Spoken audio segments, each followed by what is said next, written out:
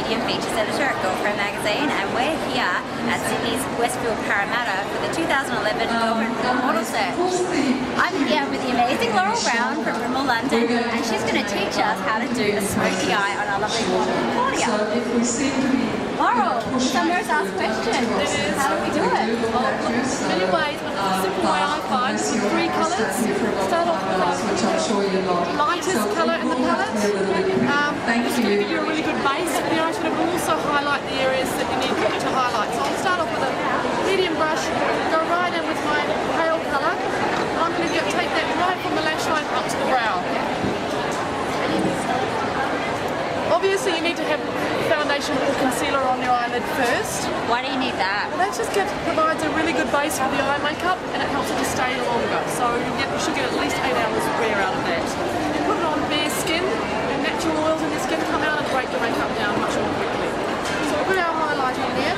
Now I'm going to go in with a smaller brush and get a medium colour.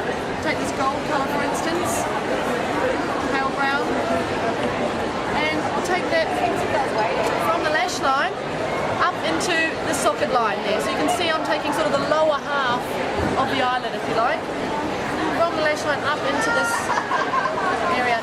And I taper that off as I go towards the inner corner of the eye, so I don't take it all the way across. Why don't you? It tends to close the eye up when you take the colour all the way through. So the majority of the colour is going to be on the outside of the eye, and it's just tapering and blending off as I go into the inner corner there. I might do a couple of coats of this. Once again, I like to use a small amount of colour and just build the coats up rather than a whole lot of colour on one coat.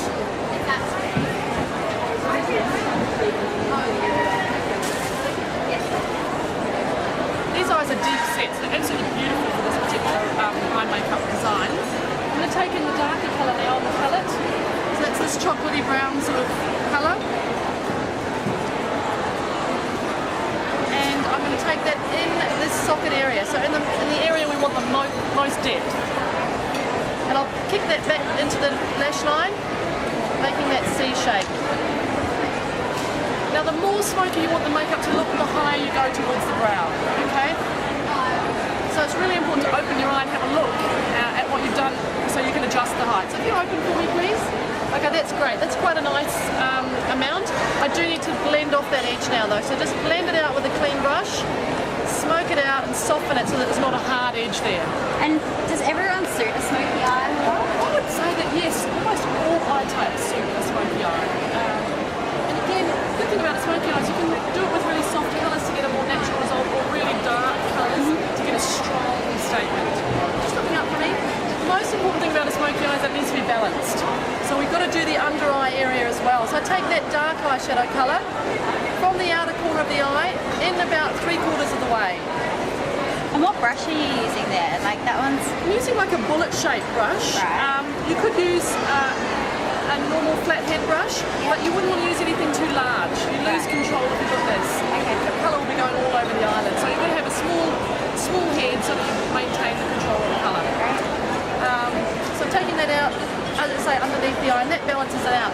You can actually see all of what we call the fallout of the smoky eye. That's really often the case when you're using the sort of stronger eyeshadows on the top and lower lids.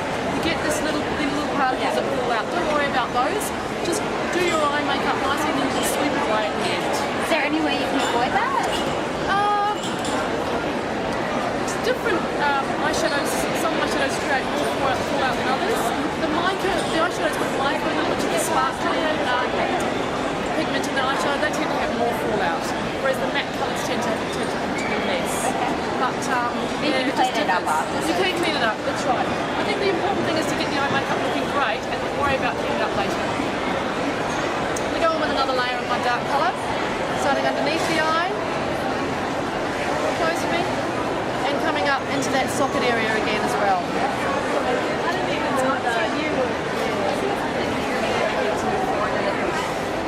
Now I can come in with the eye pencil. So why do we do the eye pencil last? It's absolutely whatever suits your taste. Some people prefer to do the eye pencil first and put the eyeshadow over the top of it. It just depends. It's personal taste. I like to do it last, just again a little bit more control over it. Okay. Are you using a black? I would use a black or a brown in this case. So I'm just going to go on with the eye pencil now. And that's going to define the shape of the eye. We've done the structural definition with the eyeshadows, so now we're going to do the shape. Just looking up for me if you would. So I start on the outer corner, right in amongst the eyelashes. I come in towards the inner corner of the eye. So I think, Laurel, a lot of people think that you're supposed to put it on the inner rim, but you're not actually putting it on the inner rim, are you? No, I'm not. I'm putting it on the lash line. Okay. Yes, but as close to the roots of the lashes as I can get. Okay. You could put it on the inner rim, absolutely. It tends to close the eye up a little bit. So if you have a large eye, big round eye that you want to close down and make more almond shape, then you put it on the inner rim, absolutely. But if you've got smaller eyes and you want to make them look as big as possible, leave it off the inner rim. Yeah. You could actually take a different colour on the inner rim. It's like a white or a pale colour. And then blending it in? Yeah, and blending it in with a brush. Just to give me that soft look. Also helps to set the pencil as well so that it's not going to move. I've actually got some eyeshadow on that brush, so I'm blending it in. And just close for me, please. And once again, same on the top line. Right amongst the lashes, about 3/4 of the way in. Not all the way? Not all the way. Once again, putting it all the way will close the eye up. Okay. I'm going to actually put another colour on the inner corner, and that's going to help to open the eye area up.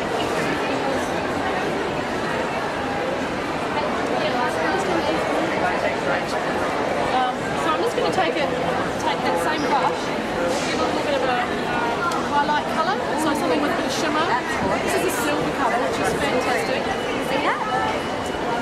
Amazing. I'm just painting that right on the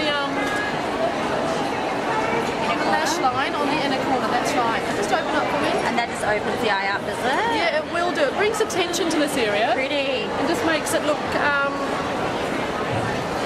Oh, the pigment in that's fantastic. It is beautiful actually, this colour, isn't it? And that just brings sort of the attention to that inner corner. You'll see that a lot in magazines and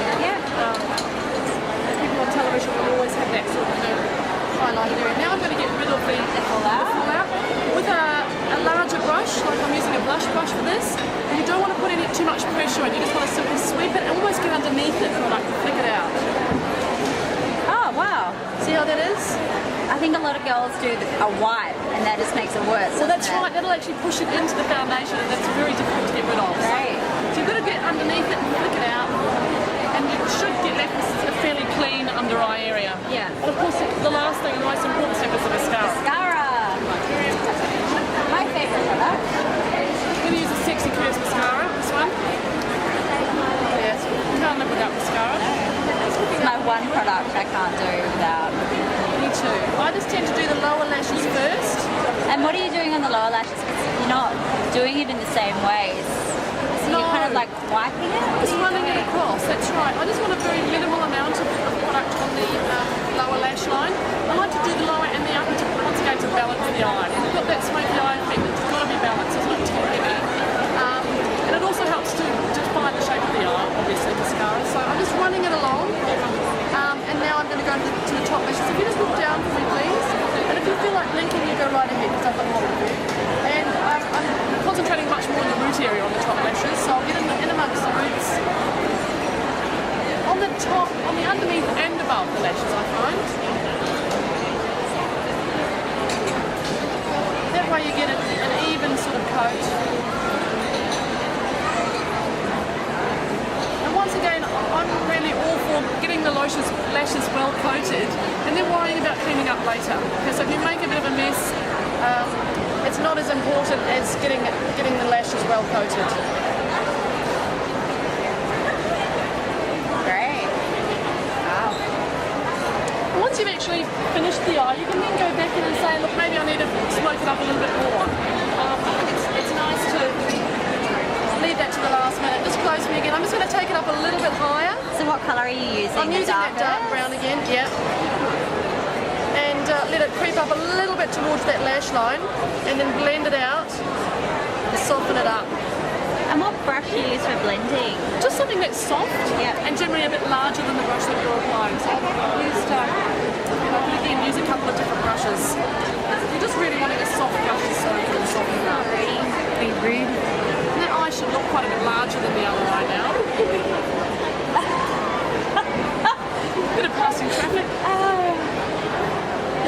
say about a smoky eyes, it's important that you get a really good your brows right as well. Yeah. You're bringing the attention to the eyes with your smoky eye.